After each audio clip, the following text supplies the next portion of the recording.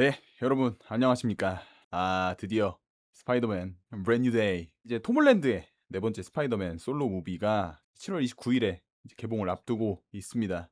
이 애새끼더맨 소리를 듣던 게 엊그제 같은데 이렇게 성장한 피터 파커를 보니까 정말 감격스럽네요. 예, 정말 감격스럽고 이제 저는 정말 마블 오타쿠라고 해도 무방할 정도로, 물론 지금의 마블이 아닌 그 예전에 전성기의 마블, 그러니까 마블 시네마틱 유니버스를 굉장히 좋아하고 열광했던 사람이었기 때문에 이번 이제 브랜드 뉴 데이 보기에 앞서서 뭐 이전 영화를 다 봐야 돼? 아니면 뭐 서사를 다 알고 봐야 돼?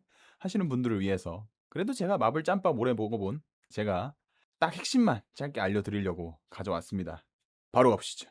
이제 톰 홀랜드가 연기하는 피터 파커가 MCU, 그러니까 마블 시네마틱 유니버스에 첫 등장한 게 바로 캡틴 아메리카 시빌 워라는 작품입니다. 이제 토니 스타크, 아이언맨이 스티브 로저스, 캡틴 아메리카랑 소코비아 협정으로 대립을 하게 되면서 이제 스타크는 캡틴을 얌전하게 데려가기 위해서 히어로들을 모으는데 이제 그 중에 하나가 스파이더맨이었죠. 극 중에서는 팔콘과 버키, 그러니까 이 둘도 굉장히 강한 히어로인데 그 둘을 곤란하게 만들었을 정도로 짧지만 강렬한 첫 등장을 보여줬던 캡틴 아메리카 시빌 워였습니다.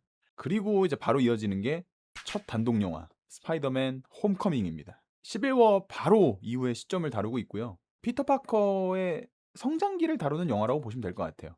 얘가 막 시빌 워 이후에 히어로뽕이 막 잔뜩 차가지고 지 맘대로 막 빌런들을 추적하고 다니다가 대형 사고를 치게 되고, 결국엔 스타크가 와서 수습을 하면서 이제 피터 파커랑 스타크의 이제 대립이 거기서 등장을 하는데, 어떻게 보면 이 작품 전체를 관통하는 대사가 거기에서 나오게 됩니다. 이제 파커가 이 수트 없이는 자기는 아무것도 아니라고 하니까 스타크가 바로 네가 수트 없이 아무것도 아니라면 더더욱 가져선 안 된다 라면서 스타크가 거기서 일침을 하고, 그렇게 이제 수트를 스타크가 다시 가져갔는데 히어로 활동을 접을 수는 없었던 이제 피터가 본인이 제작한 허름한 수트 그리고 웹슈터로 결국에 이제 빌런을 막는 데 성공을 하고요. 그렇게 해서 이제 스타크의 인정을 처음으로 받게 되는 작품이었습니다. 이후에 바로 이어지는 시간대가 이제 어벤져스 인피니티 워 엔드게임 그 시간대예요. 예, 어벤져스 이 두 작품은 직접 보진 않으셨더라도 엔드게임에서 스타크가 And I am Iron Man 딱 하면서 핑거 스텝 하고 딱 죽는 거, 요거는 많이들 이제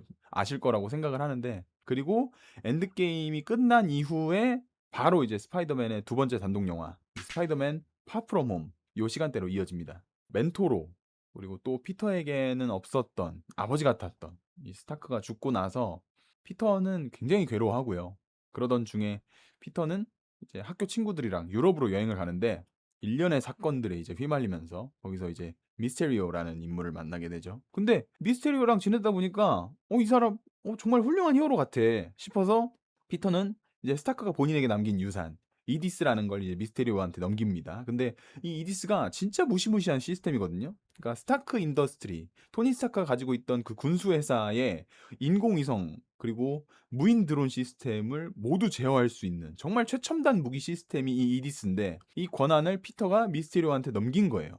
자기보다 나은 히어로라고 생각을 해서. 그랬더니 알고 보니까 이 미스테리오가 다 짜고 친 고스톱이었던 거지. 그냥 거의 타짜의 고니급으로 사쿠라요? 아기가 당한 것처럼 피터도 미스테리오한테 당한 거였다는 사실. 그러니까 결국에 피터가 미스테리오의 실체를 알게 되고 그 과정에서 수많은 위기 그리고 성장통을 겪으면서 이제 다시 이디스를 미스테리오한테서 가져오는 데 성공을 합니다. 파프로모에서 가장 중요하게 알아야 될 이 피터 파커의 캐릭터 설정이 하나 있는데, 극 중에서는 피터 찌리릿, 피터 팅거이라고 표현되는 설정이 하나 있습니다. 이게 이제 스파이더 센스라는 건데, 본인이나 뭐 이 주위에 닥칠 위기를 미리 감지하는 스파이더맨 고유의 능력이에요. 그러니까 이 능력으로 미스테리오를 물리칠 수 있었고, 왜냐면 미스테리오가 환영을 이용해서 이제 공격을 하는 빌런이었는데 그 스파이더 센스를 적극적으로 활용을 하면서 미스테리오를 물리치는 데 성공을 했고, 어벤져스 인피니티 워에도 피터 털이 이렇게 막 바짝 서는 장면이 나오는데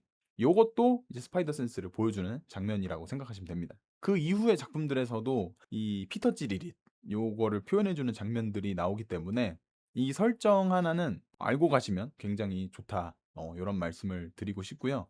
다시 이제 파프롬 홈으로 돌아가서 그렇게 미스테리오를 물리치는 데는 성공을 하는데 이제 한 가지 문제가 생깁니다. 한 가지 문제가 생긴 게 뭐냐면 이제 미스테리오가 피터가 본인을 제압하는 과정을 영상으로 녹화를 다 해 놓고 그거를 악의적으로 편집을 합니다. 악의적으로 편집을 해서 이제 스파이더맨을 나쁜 놈이라고 이제 세상에 공개를 합니다. 그러니까 악마화를 시키는 거죠. 그리고 이제 결정적으로 "스파이더맨의 정체는 피터 파커입니다."라는 거를 이제 온 세상에 알려 버리는 거예요. 그리고 바로 이어지는 게 스파이더맨 노 웨이 홈입니다. 그러니까 정체가 드러나 버리니까, 그리고 이제 스파이더맨을 악마화해 놨으니까 피터, 그리고 절친 네드, 여자친구 MJ, 요 사람들은 그러니까 정상적인 생활이 불가능해집니다.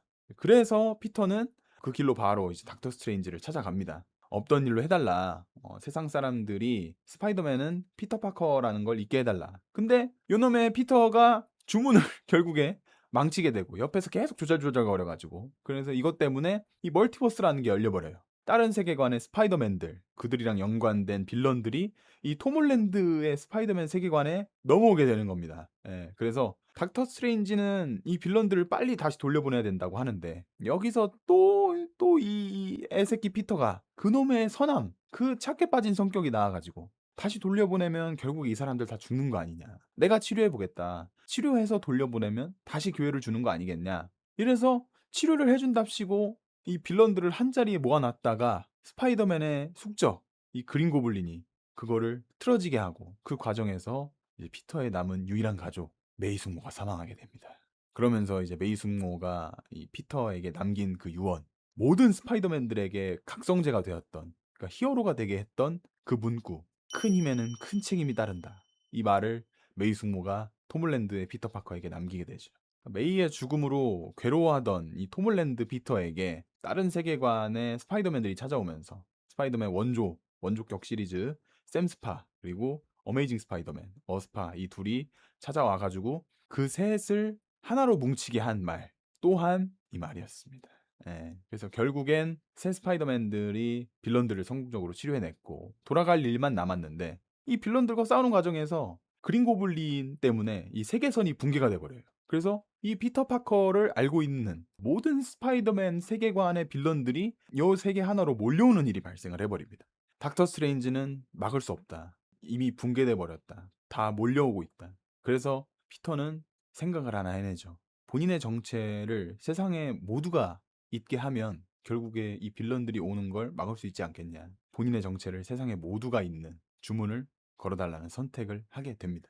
그래서 그 주문 때문에 절친 네드, 여자친구 MJ, 닥터 스트레인지 등등 본인이 친하게 지냈고 사랑하는 사람들 기억 속에서 피터는 결국에 세상을 구하기 위해서 본인을 지워버립니다.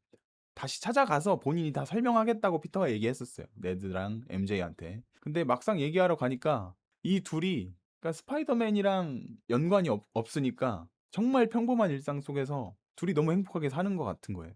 막 대학교 얘기도 하고 막 하니까 그 모습을 보고 결국에는 피터는 찾아갔다가 얘기하지 않고 최종적으로 피터는 혼자가 되는 걸 선택을 하죠. 스파이더맨들은 사실 그동안 다 외로운 존재였습니다. 샘 스파도 마찬가지고 어메이징 스파이더 어스파도 마찬가지고 항상 늘 외로웠던 존재들이었는데, 이 톰 홀랜드의 스파이더맨, 그러니까 톰 스파만큼은 마블 시네마틱 유니버스에 합류를 했다는 이유로 조력자로 아이언맨이 있었고, 수트도 직접 아이언맨이 만들어 주기도 했고, 아이언 스파이더라는 것도 등장을 했고, 어벤져스에서. 그런 것 때문에 사실 좀 곱지 않은 시선으로 보는 팬분들도 많았어요. "스파이더맨은 이래서는 안 된다. 스파이더맨은 외로운 존재여야 한다." 근데 결국에 시빌워의 첫 등장을 시작으로 길었던 이 MCU의 스파이더맨의 서사가 그렇게 완성이 됩니다. 그리고 그 이후의 얘기를 처음으로 선보이는 게 이번에 개봉하는 스파이더맨 브랜드 뉴 데이입니다. 그러니까 노웨이 홈의 제목처럼 혼자가 된 피터에게 브랜드 뉴 데이처럼 어떤 새로운 스토리가 기다리고 있을지, 그리고 예고편에서 봤듯이 아직까지도 네드 그리고 MJ를 잊지 못하고 있는 피터인데 그 관계는 어떤 식으로 풀어갈지, 또 어떤 새로운 각성을 하게 될지, 헐크도 등장을 하는데 헐크랑은 어떻게 싸울지 등등 기다려지고 기대되는 부분이 너무 많은 영화인 것 같아요. 마블을 정말 오랫동안 좋아했던 팬 입장으로서 너무 기대가 되는 영화인 것 같고, 이제 팬분들이 아닌, 그러니까 그냥 흥행하는 마블 영화만 그냥 가볍게 보셨던 분들에게는, 이 전 스토리들을 몰랐던 분들께는 조금이나마 이 영상이 도움이 됐으면 하고요. 이 스토리들을 제가 설명을 드렸지만 그래도 전작을 좀 보고 가고 싶다 하시는 분들은 파프롬 홈 먼저 보시고, 그리고 노웨이 홈, 이 두 가지 작품만 보고 가셔도 MCU의 이 피터 파커의 서사를 이해하시는 데는 충분히 도움이 되실 겁니다. 그럼 브랜드 뉴 데이 재밌게 즐기시고 저는 이 스파이더맨 브랜드 뉴 데이가 개봉하면 바로 관람하고 또 후기로 찾아뵙도록 하겠습니다. 감사합니다.